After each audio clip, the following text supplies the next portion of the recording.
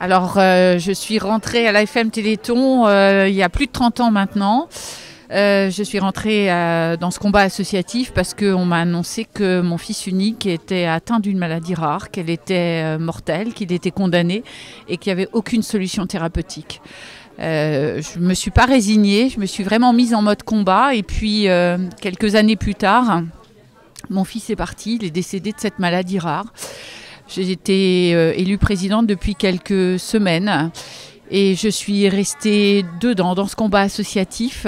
J'ai toujours pas baissé les bras. J'étais vraiment convaincue qu'on allait y arriver.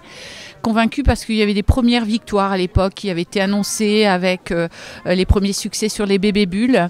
Et puis on avait tellement de chercheurs à nos côtés, tellement de forces vives, tellement d'innovations de rupture qu'on avait initiées. J'étais persuadée qu'on arriverait à cette période qui se passe aujourd'hui. C'est extraordinaire ce qui se passe aujourd'hui. Une vraie révolution médicale. Une révolution médicale dont des premiers enfants concernés par des maladies rares bénéficient parce qu'ils étaient hier condamnés, aujourd'hui ils vivent. Ils respirent, ils bougent, ils font des bêtises, c'est extraordinaire. Et une révolution médicale qui concerne pas seulement des maladies rares, mais aussi des maladies beaucoup plus fréquentes, parce qu'il y a des passerelles entre les maladies rares et les maladies fréquentes. Et ça, c'est vraiment extraordinaire.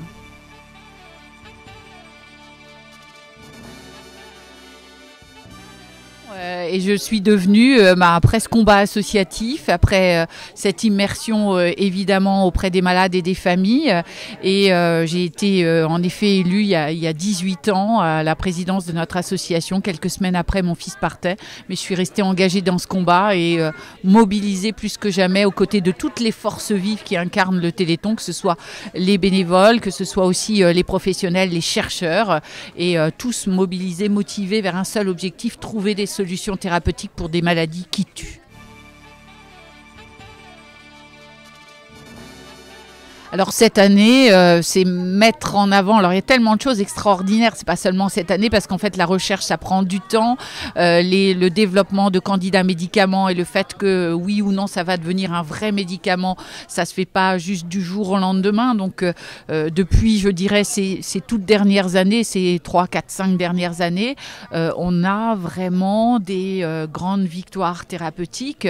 Elles sont incarnées, notamment il y a 2 visages de ce Téléthon, que ce soit Victoire d'un côté qui est concernée par une atrophie spinale de type 1 qui est traitée par thérapie génique, par un médicament qui est issu d'une technologie née dans un laboratoire du Téléthon. Et donc c'est extraordinaire, Victoire est avec nous et elle ne devrait plus l'être puisque c'est une maladie mortelle. On a aussi le petit Jules qui est concerné par une autre maladie rare, inclus dans un essai traité par thérapie génique en janvier 2020.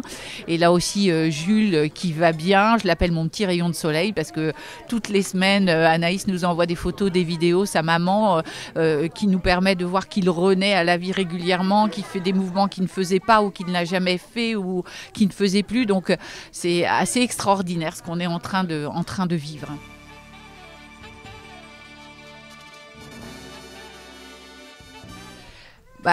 Il est clair que si on a aujourd'hui des solutions thérapeutiques pour 5% des maladies rares, parce que le Téléthon s'attaque à peu près à 7-8 000 maladies rares, des solutions pour 5% d'entre elles, ça veut dire 95% encore qui attendent.